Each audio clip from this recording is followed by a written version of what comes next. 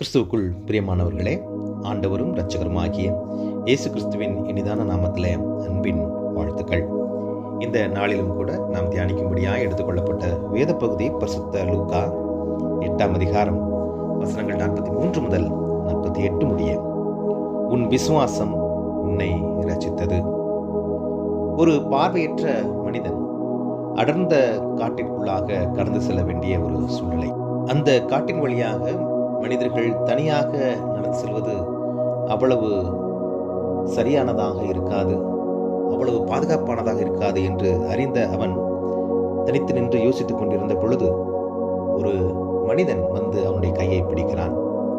நான் உன்னை அழைத்து சென்று இந்த காட்டை கடந்து விடுகிறேன் என்று சொல்லி, அந்த மனிதனை குறித்து ஏதும் அறியாமல் இருந்தாலும் கூட இந்த பார்வையற்ற மனிதனுக்கு வேறு எந்த ஆப்ஷனும் இல்லாதபடியினால் அவனுடைய கைகளை பிடித்துக்கொண்டு அவனோடு கூட கடந்து செல்கிறான்.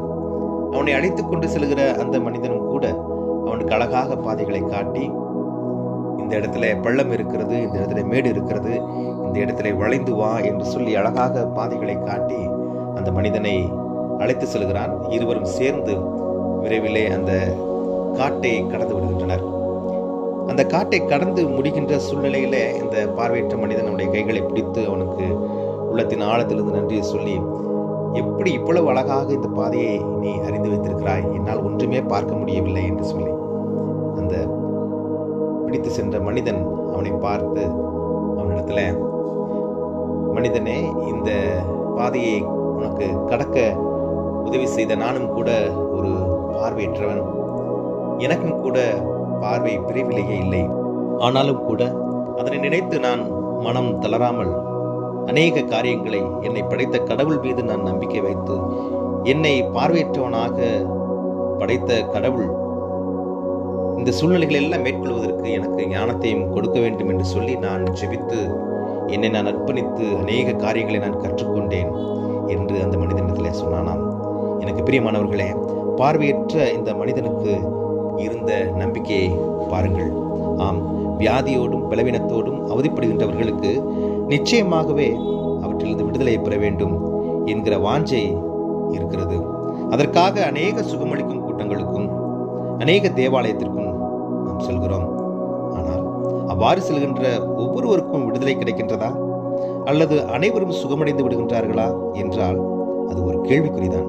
ஏன் கடவுள் பாரபட்சம் பார்த்து சுகமளிக்கின்றவரா, அல்லது நோயின் தன்மையை பார்த்து சுகமளிக்கின்றவரா? சுகமளிக்கும் கூட்டங்களில் முடவர் நடப்பதும், கொடிய நோய்கள் நொடிப்பொழுதில் மறைந்து போவதும், பிசாசுகள் அலறி ஓடுவதும் போன்றவைகள் பொய்யான சாட்சிகளா என்றெல்லாம் நமக்கு கேள்விகள் எழலாம்.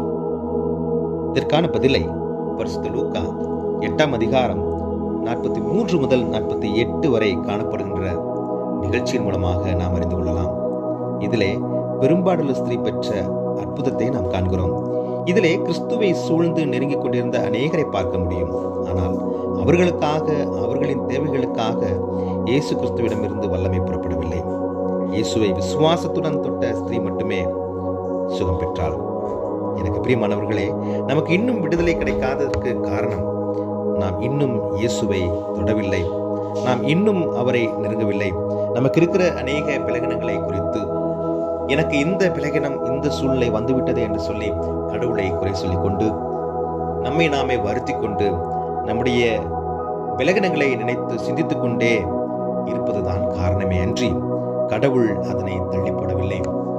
நாம் கேட்ட அந்த கதையைப் போலவே அந்த பார்வையற்ற மனிதன் தனக்கு இருந்த சூழ்நிலையை அவன் சரியாக அவன் கடவுளிடத்தில் ஒப்புக் கொடுத்து, கடவுளிடத்திலே ஞானத்தை பெற்றுக்கொண்டு, அவனும் பலத்தோடு சுகத்தோடு அநேகருக்கு உதவியாயும் இருந்ததைப் போல, வேதவசனத்திலே பார்க்கிற இந்த பெரும்பாடல் ஸ்திரீயை போல விசுவாசத்துடன் அந்த காரியங்களை செய்ய முயற்சித்ததைப் போல, விசுவாசத்துடன் கடவுளை தொட்டதைப் போல, விசுவாசத்துடன் கடவுளை நெருங்கி அவள் அற்புதத்தை பெற்றதைப் போல, நாமும் கூட கடவுளிடத்திலே நெருங்கி அவர் கொடுக்கிற சுகத்தை பெற்றுக்கொள்ள கர்த்தர் நம்மை அழைக்கிறார்.